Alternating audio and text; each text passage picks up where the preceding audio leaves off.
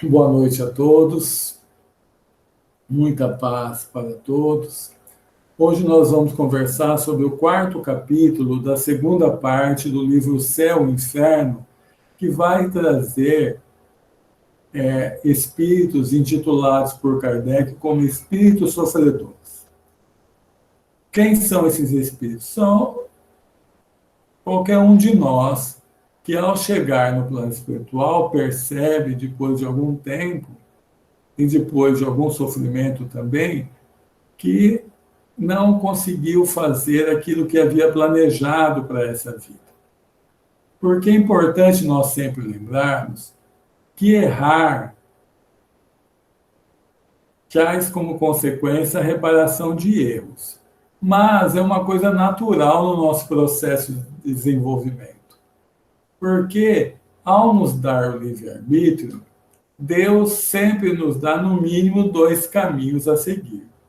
Então, algumas vezes, motivados até por más tendências, nós vamos pegar o caminho errado. Mas se empreendermos a reparação através do bem, isso passa. Mas uma das coisas que nós sempre temos que ficar atentos é a possibilidade de fazer o bem, é fazer com que os talentos que nós já trazemos de outras vidas possam significar na vida de outras pessoas. Então, por isso que a importância de estarmos atentos a isso. Mas ao bem que podemos fazer do que aos erros que eventualmente podemos ou possamos ter cometido. Então, nós vamos conversar sobre esses espíritos que, no plano espiritual, perceberam que a vida aqui na Terra poderia ter sido de outra forma. E nós vamos começar a conversar por um espírito de uma mulher chamada Claire.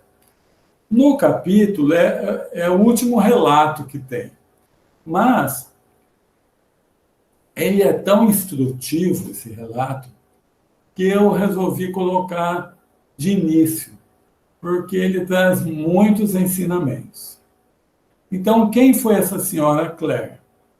Foi uma senhora que, quando viva, era dominada por um sentimento exagerado de egoísmo e de personalidade. Então, ele juntou o egoísmo e seu irmão gêmeo, o orgulho, que se reflete na terceira comunicação, como nós vamos ver daqui a pouco, por querer que o médium não se ocupe, senão dela. Essas comunicações foram obtidas em diversas épocas. As 3 últimas denotam um progresso sensível nas disposições do espírito, graças aos cuidados do médium, que empreendia a sua educação moral. Isso é muitíssimo importante. Quando nós estamos trabalhando numa reunião mediúnica, principalmente quando nós estamos fazendo a função de esclarecedor, de conversar com o espírito, nós nunca podemos tirar de nossa mente que ali é um filho de Deus, que muitas vezes está até revoltado, está até querendo fazer o mal, mas é um filho de Deus. E cabe a nós procurar ajudá-lo a buscar o verdadeiro caminho que vai trazer a felicidade para ele. Então, algumas vezes nós vamos ser firmes, algumas vezes nós vamos ter que usar de firmeza para conversar, mas nunca agredindo, nunca menosprezando, nunca entrando em conversas que são verdadeiros desafios um pelo outro, não. Esclarecendo, ajudando e mostrando os caminhos. E nós vamos ver o que aconteceu com a Claire, que com o tempo ela mesma foi, não só nessa comunicação como de outros espíritos, foi se aprimorando, foi melhorando a sua situação. Então, na primeira comunicação, vocês percebam que pelo linguajar dela, pela forma com que ela fala, se mostra um orgulho muito exacerbado. Ela começa a falar o seguinte: Eis-me eu, a infeliz Claire. Que queres tu que eu te ensine? Olha como que ela começa a conversa. Então, ela já entra com uma condição superior àquela que queria ajudá-lo. Ó, que queres tu que eu te ensine?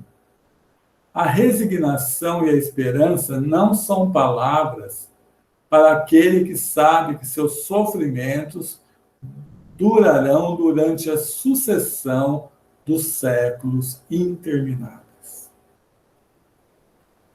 A primeira grande dor, o primeiro grande sofrimento de um espírito que está em desequilíbrio no plano espiritual é achar que aquilo nunca vai passar.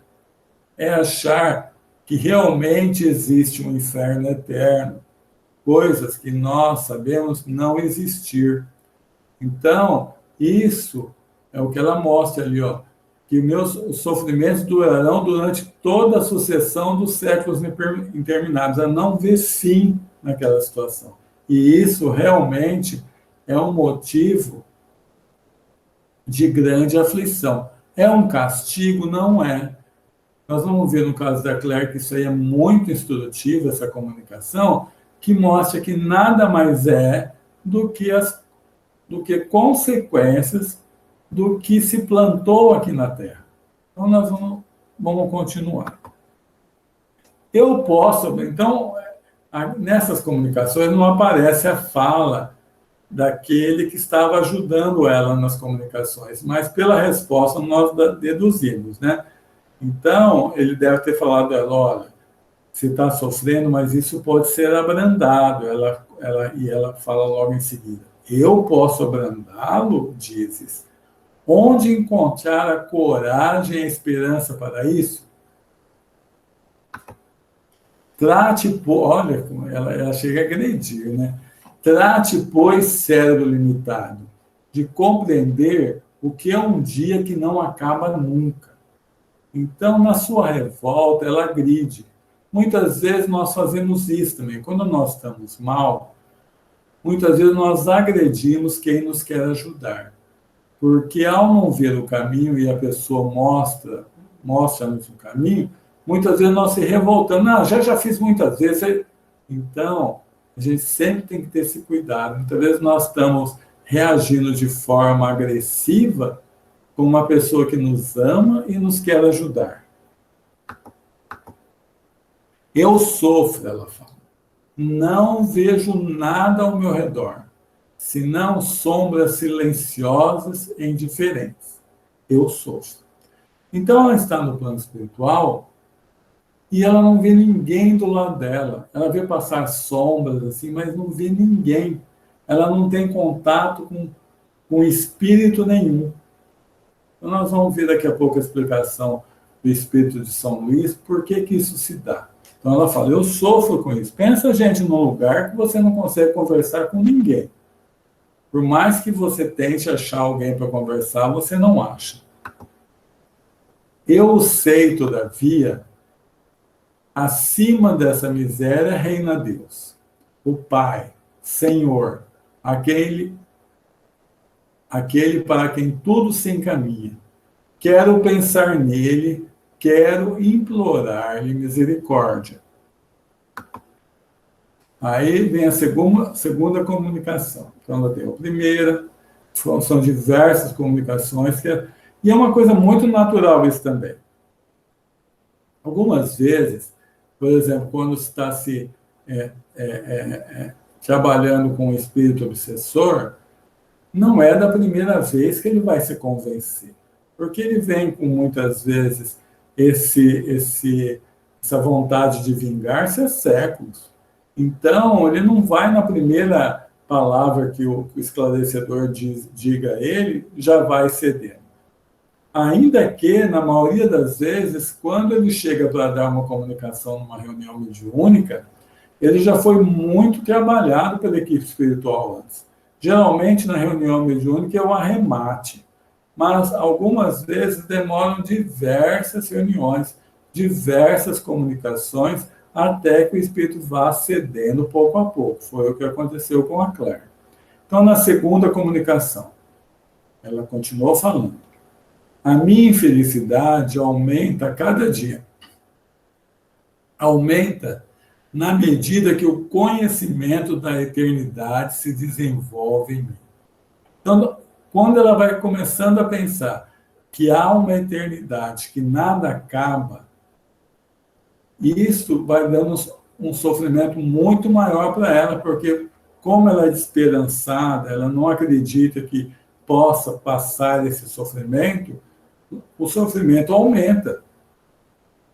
Porque se ela acreditasse que um dia tudo isso tivesse fim com o próprio aniquilamento dela mesma, uma hora acaba, mas ela estava se conscientizando de uma coisa que é verdadeira, que o espírito é imortal. Mas naquela situação que ela estava, isso passava a dar mais dor ainda. Ó miséria, quanto vos mendigo.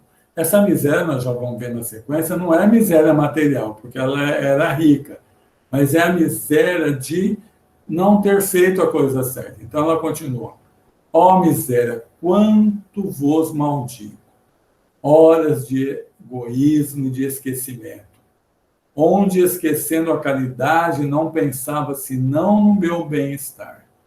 Estou roída pelo incessante lamento do tempo perdido. Então, vocês percebam que já começou nela aquela situação de entender os erros. Ela já compreende que o que ela estava passando ali não é um castigo de Deus, porque Deus não castiga, e sim a consequência da forma como que ela viveu. Então, ela começa já a dar conselho para aquele que estava ajudando, o encarnado. Que direi a ti que me escutas? Ama os outros mais do que a ti mesmo. Não me agradeça por esses conselhos. Meu espírito concebe-os. Meu coração nunca os escutou. Isso acontece muito com a gente. Por quê? Todos nós, por exemplo, já lemos o Evangelho segundo o Espiritismo diversas vezes. Então, nós sabemos em cada capítulo daquilo ali o que está escrito. Quando alguém começa a falar, a gente sabe até as palavras que se seguirão. Mas, se não colocarmos isso em prática na vida, fica o que ela conversou ali, ó. Meu espírito concebe, entende, compreende, aceita, acredita, tem certeza, mas meu coração nunca os escutou, ou seja, não foi colocado em prática. Isso, olha a importância dessa comunicação para mostrar-nos a importância de colocar-se em prática. Terceira comunicação. Venho te procurar aqui, uma vez que me esqueces. Crê, pois, que preces isoladas bastarão para o apaziguamento de minha pena? Eu quero que, deixando as dissertações filosóficas, te ocupes de mim, que faças que os outros de mim se ocupem. Foi o que foi falado lá no início, né? Que ela não pensava que outros também podiam estar numa situação igual ou mais sofrida que ela. Ainda o egoísmo era muito forte nela, e ela só pensava nela. Então vem uma comunicação do Espírito de São Luís muito interessante. O Espírito de São Luís foi quem coordenou todas essas comunicações dessa segunda parte do livro do Céu e Inferno, que são chamados de exemplos. Ele que coordenou. Então, em diversas comunicações, ele entra para esclarecer. Então, ele fala o seguinte, ó. Perguntar-se-á o que essa mulher fez para ser tão miserável. Cometeu ela algum crime horrível? Ele fala, não, nada fez que merecera a justiça dos homens. Ao contrário, ela zombou do que chamais a felicidade terrestre, beleza, fortuna, prazeres, adulações, tudo lhe sorria. Nada lhe faltava. E dizendo-se, em vendo-a, que mulher feliz. Então ele fala assim, ó, quem via ela aqui encarnada, nossa, essa mulher é muito feliz, ela é rica, ela é bela, ela tem tudo, nada lhe falta. Todo mundo achava que ela era muito feliz. O que ela fez, então, para estar numa situação dessa? Aí ele continua, São Luís. Foi egoísta. Tinha tudo, exceto o bom coração. Se não violou a lei dos homens, ela violou a lei de Deus, porque desconheceu a caridade, a primeira das virtudes. Então, muitas vezes, a pessoa fala assim, não, mas nunca fiz nada que a justiça humana me repreendesse. Mas a lei de justiça vai até Moisés. Jesus é a lei do amor. Jesus é a lei do fazer, do buscar ajudar, do ter compaixão pelo outro. É muito mais avançada. Então, São Luís continua. Não amou senão a ela mesma. Agora não é amada por ninguém. Olha a consequência. É castigo? Não é. Como ela não amou ninguém, chegou no plano espiritual, ninguém se interessa por ela. Nada deu, nada se lhe dá. Está isolada, desamparada, perdida no espaço onde ninguém pensa nela. E é o que faz o seu suplício. O vazio se faz ao seu redor. Ela não vê senão o nada. E o nada lhe parece uma eternidade. Não sofre mais as torturas físicas, ela não tem nenhuma ligação com o corpo. Os espíritos inferiores, que poderiam querer obsediá-la, perturbá-la no plano espiritual, não vêm mais atormentá-la. Por quê? São Luís continua falando, mas isso não é necessário. Ela atormenta a si mesma. E antes sofre, porque esses espíritos ainda seriam seres que nelas pensariam, olha a situação desse espírito. São Luís fala o seguinte, olha, se ela tivesse espíritos perturbando, perseguindo, ainda assim seria melhor para ela, porque pelo menos ela teria alguém que ela estava em contato, ainda que aquele alguém quisesse prejudicá-la. Mas a situação dela é mais infeliz dela não ver ninguém. Quarta comunicação. E ela continua agora de forma... Perceba que esse espírito vai evoluindo na percepção das coisas, da justiça. Então ela começa. Eu vos falarei a diferença importante entre a moral divina e a moral humana. A primeira moral divina assiste a mulher adúltera em seu abandono e diz aos pecadores, arrependei-vos e o reino dos céus vos será aberto. Então, nós já aprendemos no estudo que fizemos do livro dos Espíritos, na própria Gênesis, no próprio livro Céu e Inferno, que o arrependimento é a primeira parte, junto com a expiação do processo de reparação. Mas é necessário nós repararmos o mal, né? De a forma mais prática e melhor é fazendo bem. Mas ela mesma colocou, primeiro arrepender-se. A moral divina, enfim, ela fala, aceita todos os arrependimentos e todas as faltas confessadas, ao passo que a moral humana repele a estas e admite sorrindo os pecados ocultos, que diz ela são perdoados pela metade. A uma, a graça do perdão, e a outra, a hipocrisia. O que ela está falando aí? Que na sociedade, não importa o que a pessoa faz, importa que ela não seja descoberta. Se ela não for descoberta, tudo bem.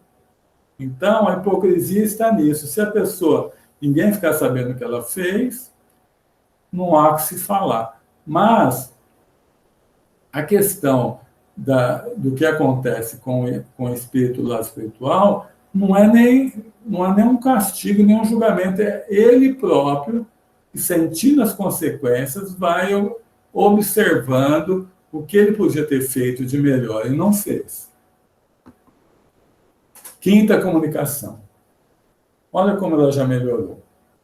Estou agora calma e resignada para a expiação das faltas que cometi. O mal está em mim e não fora de mim. Sou eu quem devo mudar e não as coisas exteriores. Olha o progresso que ela fez.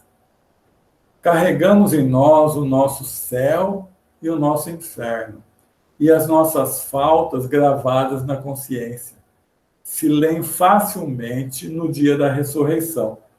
Então, somos nossos próprios juízes. Então, ela está usando o conhecimento religioso que ela tinha no dia da ressurreição, que quer dizer justamente isso. No plano espiritual, a nossa consciência vai nos cobrar daquilo que já poderíamos ter feito certo. Aquilo que a gente não tinha condição de fazer certo, não. Por isso que Paulo colocou numa de suas cartas, são de perdoados tempos de ignorância. Mas a partir do momento que a gente já sabe fazer o certo, a nossa consciência vai exigir reparação. E ela continua falando, os espíritos, segundo o grau de adiantamento, vivem cada um na esfera que lhe é própria. Ai de mim, ela falou, me arrasto ainda. Mas, olha que importante, não odeio mais. E concebo a inefável felicidade do amor divino. Orai sempre por mim. Então, vocês percebam que tudo tem jeito, né? A hora que começou a conversar com ela, mostrar o caminho, ela já começou a perceber que tudo aquilo era consequência do próprio egoísmo, principalmente do orgulho dela. Então, ao começar a trabalhar isso nela, ela vai dando condição de ser resgatada, levada primeiramente, talvez para um hospital, no plano espiritual, e já preparar uma encarnação para trabalhar isso, muitas vezes nascendo numa condição de miséria até, para trabalhar esse orgulho, esse egoísmo. Então vamos agora para um outro espírito chamado Auguste Michel. Era um moço rico, boêmio, gozando exclusivamente da vida material. Morreu de uma queda da viatura em um passeio. Evocado alguns dias após sua morte, deu sucessivamente as manifestações seguintes. Estou em 8 de março de 1863. Estou apenas desligado do meu corpo. Também posso dificilmente vos falar. A terrível queda que fez o meu corpo sofrer coloca meu espírito numa grande perturbação. Então, uma morte acidental, nós já vimos isso, né? Vai aumentar esse período de perturbação por ser uma coisa assim muito rápida, que a pessoa não está esperando. Uma pessoa que morre após uma longa doença, ela vai se preparando melhor para essa transição. Dia 18 de março, 10 dias depois. Ainda estou ligado ao corpo. Ele não está ligado ao corpo por ter morrido de forma acidental, não. Mas por não ter vida espiritual nenhuma. Ele tinha uma vida voltada exclusivamente para as coisas materiais. Não posso, senão, dificilmente ver onde posso estar.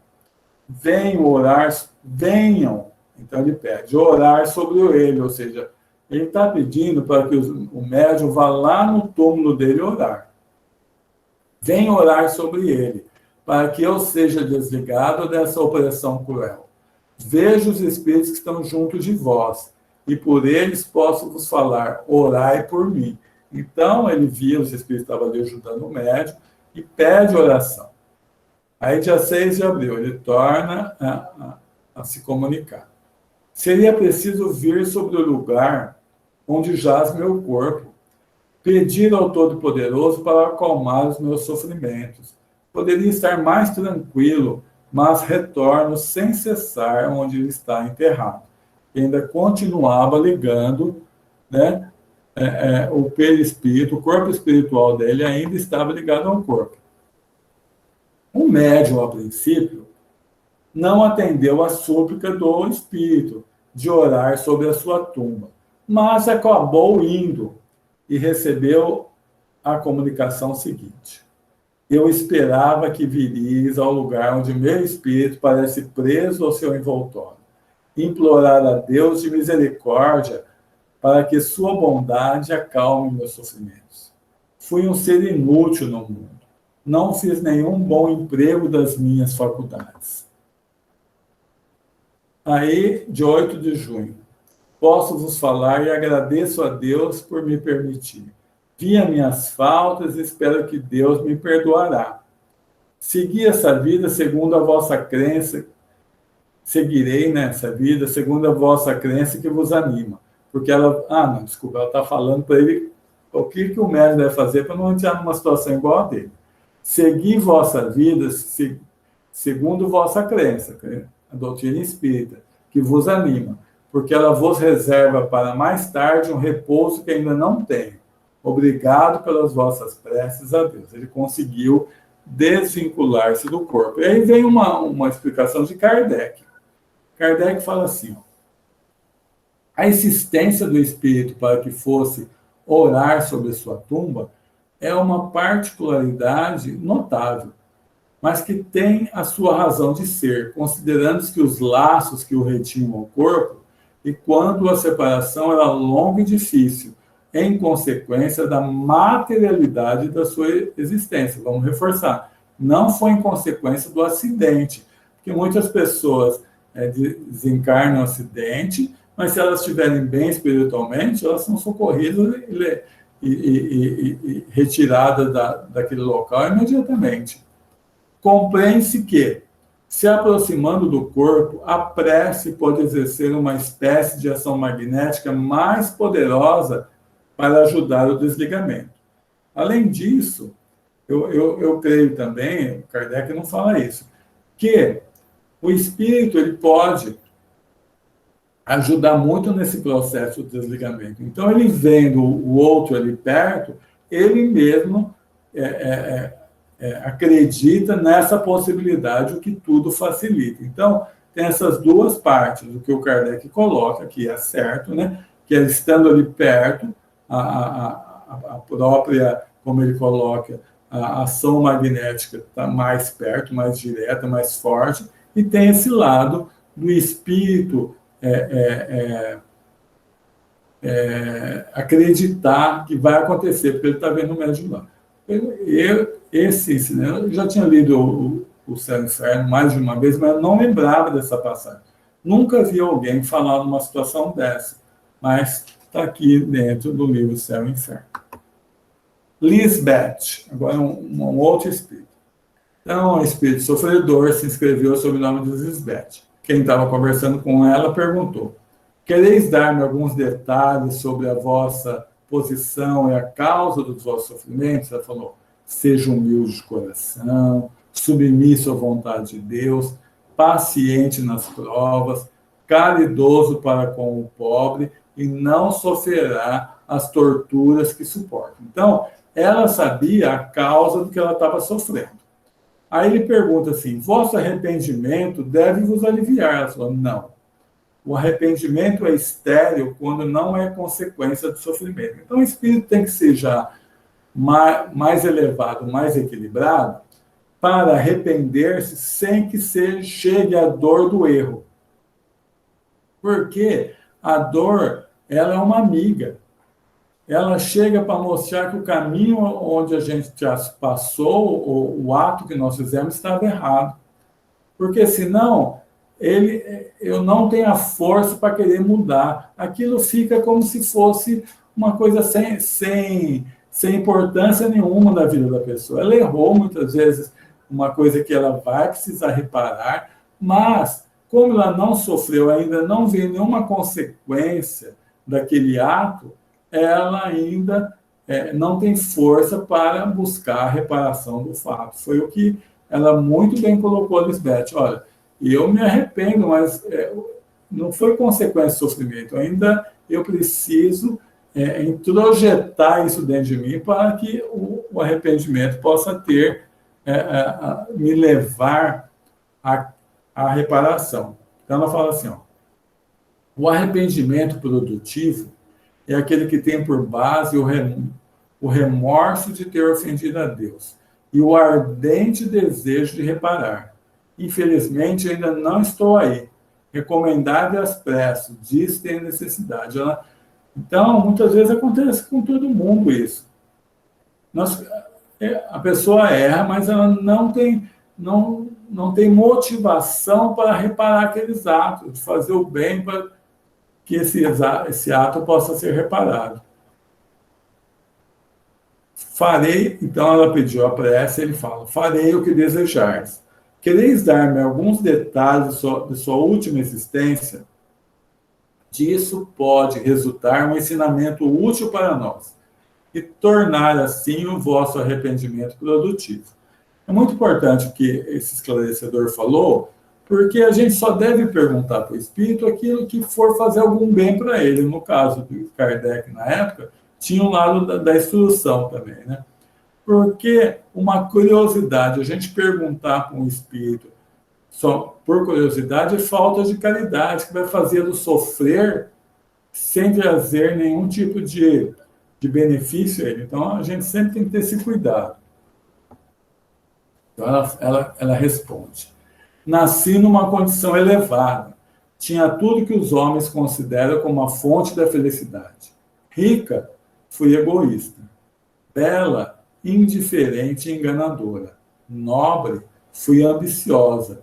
Usei muito mal o poder. Ela vai descrevendo, eu resumi esse usei muito mal o poder, ela vai descrevendo tudo que ela era muitíssimo autoritária. Então, todas aquelas pessoas que estavam abaixo dela na escala social, por ser nobre, ela espezinhava mesmo. Em que época viveste? Pergunta. Há 150 anos na Prússia. Olha o tempo. 150 anos na Prússia. Depois desse tempo, não fizeste nenhum progresso como espírito? Ela falou, não. O orgulho. Olha a chaga que nós temos que brigar no nosso coração. O orgulho, ele nos leva a maioria dos nossos atos enganosos. Até mais do que o egoísmo.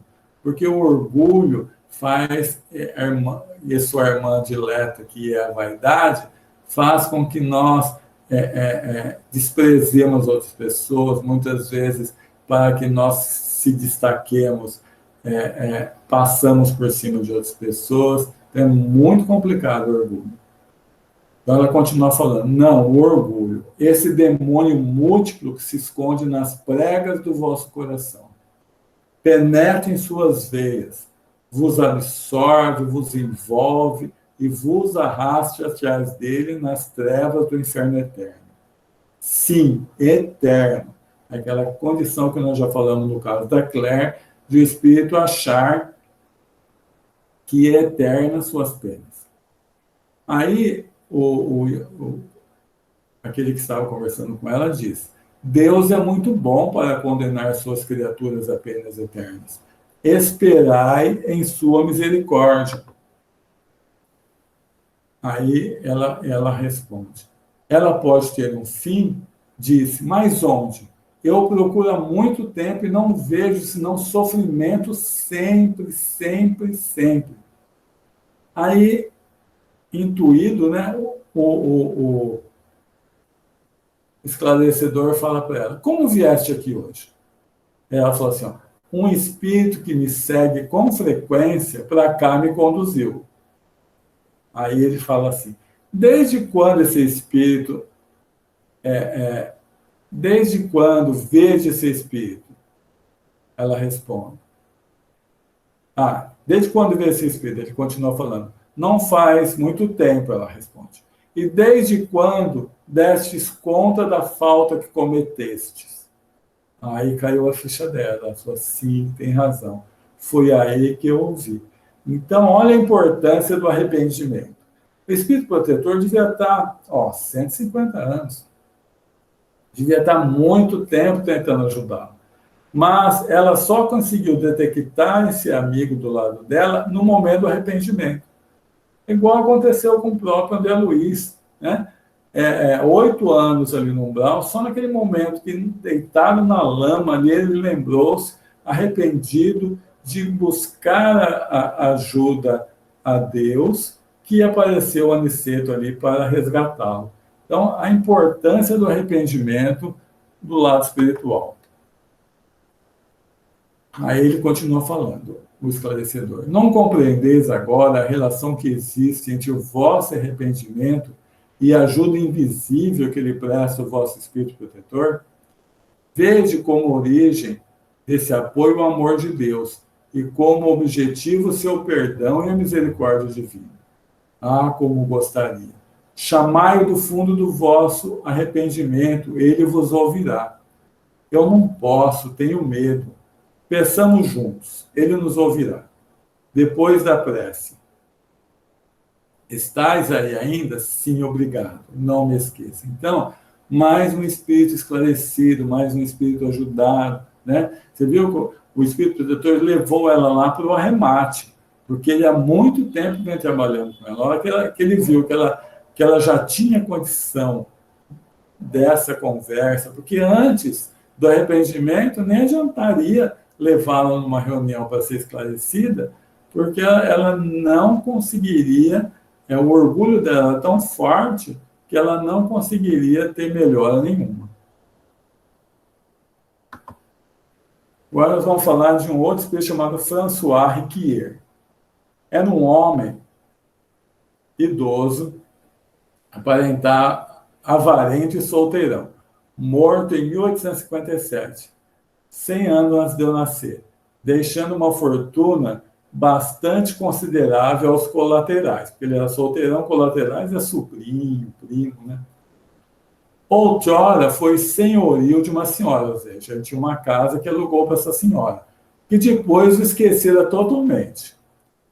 Em 1862, 5 anos após sua morte, a filha dessa senhora, que era uma boa médium escrevente, viu num sonho o seu Riquier, que disse a ela que queria dirigir-se à sua mãe.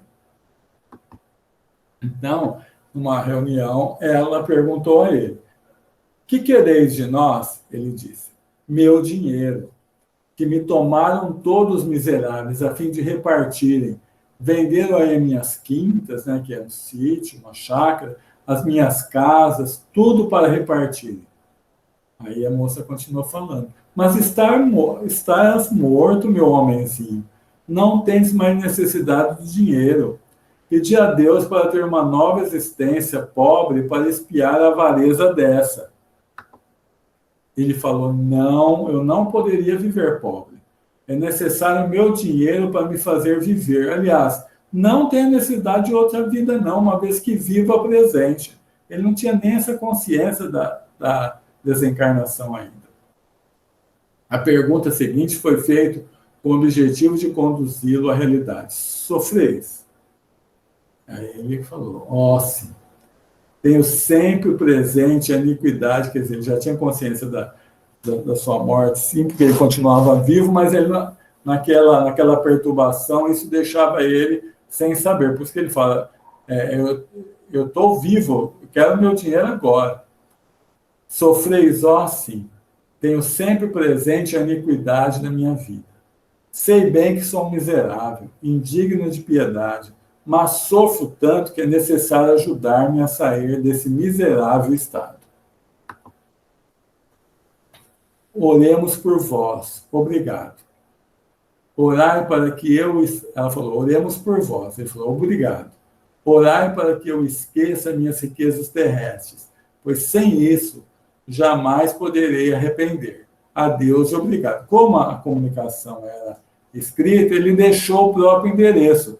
Então ele pôs lá: François Riquier, Rua de la Charité, número 14. Aí Kardec escreve, falou: ó, é bastante curioso o espírito dar o seu endereço, como se ainda estivesse vivo.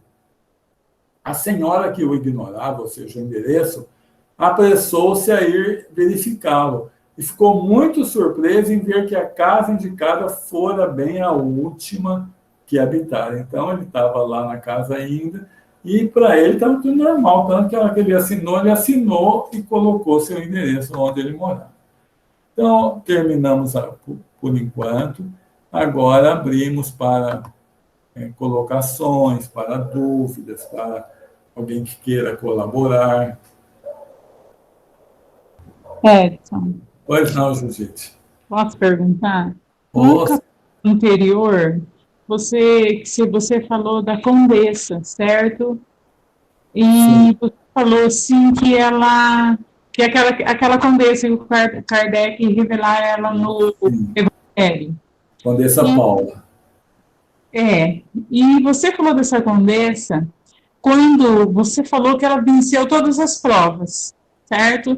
E que teve de vir em outras vidas, em outras encarnações, em situação humilde, para não perder a encarnação, para não pecar, né? Para não errar. E ainda ela fala assim que muitos sucumbem, e eu guardei isso, porque muito pedem, mas sucumbem e não conseguem vencer os perigos da sedução. Eu falo da condição não moral, mas da condição material, certo?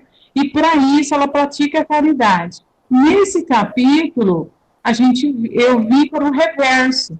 Muitas pessoas também vieram em é, condições boas, certo? Iguais a elas. Mas, porém, eles sucumbem, porque não fizeram a caridade, usaram orgulho e egoísmo. Geralmente, basicamente, foram todos, né? E esses talentos citados, que você falou no início, ela já havia adquirido é, em outras vidas para não trair nas vidas de dificuldades? Ou seja, ela já tinha eliminado essas inclinações em outras É, vidas? ótima pergunta, Judite. A Condessa Paula, que ela fala o seguinte, para ela enfrentar essa prova da riqueza, que é uma prova muito difícil, porque faz crescer dentro da pessoa o orgulho, né? Então, para enfrentar e não ter risco de cair na prova, por ser um espírito já mais evoluído e planejar suas vidas muito bem feito, ela pediu vidas anteriores de muita luta, de muita pobreza. Por quê? Ao fazer isso, ela aprendeu a dificuldade, aprendeu a dor de quem não tem nada. Então, quando ela entrou nessa vida já nobre, rica, o coração dela já estava muito aberto para consolar, para ter compaixão para o sofrimento dos outros. Então, é um espírito que entrou na vida de riqueza não para desfrutar da riqueza, não escolheu a vida de riqueza como um benefício para ela, e sim como uma prova que ela podia fazer muito bem com aqueles recursos. A maioria de nós, quando passa pela riqueza, nós temos mais. A riqueza, ela é uma prova. O livro dos Espíritos fala que ela é tão difícil, e o Evangelho, quanto a pobreza. Por quê? A riqueza vai estimular justamente o orgulho, a vaidade, os prazeres. A extrema pobreza, ela vai gerar em nós a revolta.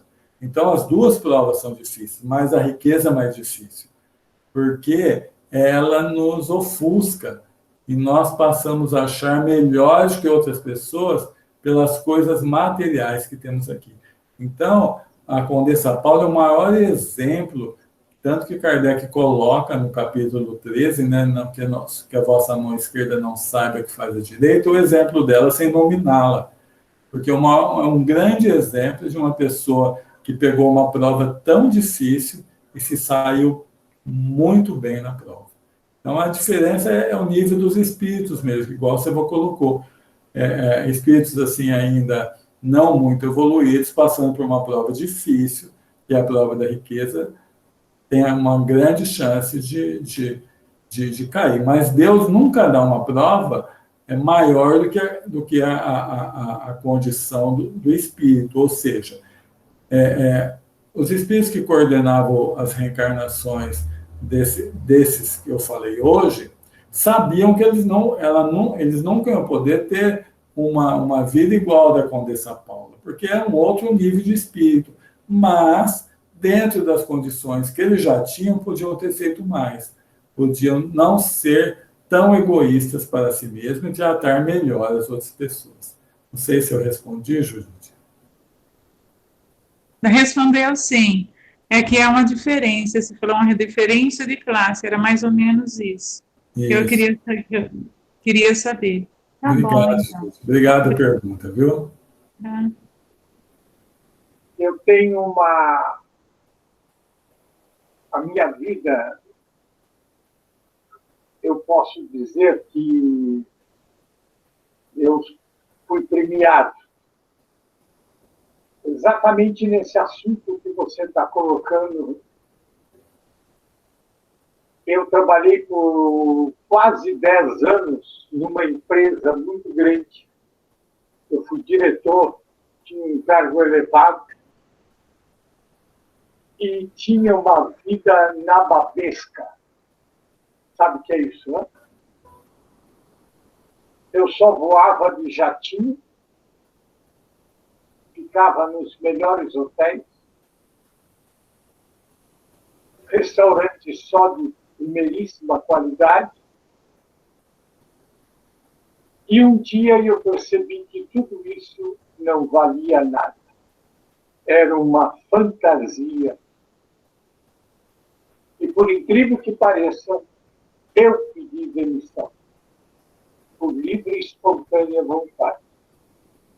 Mas quero lhe falar que a vida da riqueza, ela realmente é muito mais difícil do que da pobreza. Incrível. É um negócio complicadíssimo. Eu estou colocando, é uma parte da minha vida, no particular, me reservo o direito de falar a empresa e etc. Só estou dizendo a condição. Entendi. É impressionante como é difícil. Não, é difícil mesmo. As tentações são tão grandes para o lado negativo, que é incrível. Difícil, muito difícil. É difícil. Além dessa questão material, Sérgio, tem a questão do poder. O poder também é muito complicado, não é? O poder que você tem sobre a vida de outras pessoas, sobre o emprego de outras pessoas, isso é uma coisa muito complicada. Mas são provas que a pessoa tem que passar. Então, vamos ver Você estava falando, eu lembrei do Antônio Hermílio de Moraes, né? O Antônio Hermílio de Moraes, apesar de ser um executivo dos maiores que o Brasil já teve, ele levava uma vida simples. Ele era provedor da Santa Casa de Misericórdia de São Paulo. Todo sábado ou domingo, não me lembro, ele trabalhava na Santa Casa de graça, levando todo o conhecimento que ele tinha da área econômica, dessa área financeira. Quer dizer, a gente, muitas vezes, dá para... que nem você teve a opção de sair da prova. Eu não quero isso, não, porque eu vou... Agora, tem pessoas que não têm condição de sair dessa prova. Então, o que ela tem que fazer? É mais difícil, muito difícil. Procurar desenvolver a generosidade, desenvolver a humildade, mesmo numa situação que tudo leva a pessoa a ser orgulhosa, a se achar melhor que os outros, né? Então, são provas difíceis mesmo. São provas difíceis, mas que todos temos que passar. Porque nessa vida, né, no nosso progresso espiritual, nós temos que aprender de tudo. Quer dizer, nós temos que viver em ambos os sexos, nós temos que aprender ser superior, ser subordinado, nós temos que aprender a viver com uma condição financeira muito pequena, uma condição financeira boa. É tudo aprendizado, não é? Então, a vida ela não é fácil mesmo, Não. mas é nessa luta que a gente cresce. Porque a gente só pode falar assim, isso eu não faço a partir do momento que você experimentar e ver se você já aprendeu vivendo aquilo ali, né? Então, é isso mesmo. A gente tem que, onde a gente estiver, procurar fazer o melhor. Porque se nós estamos ali, pedimos aquela prova, é para que a gente cresça naquilo ali. Foi um grande aprendizado. Isso, com certeza. Com certeza. Muito bom. Obrigado, Sérgio. Obrigado a participação, viu?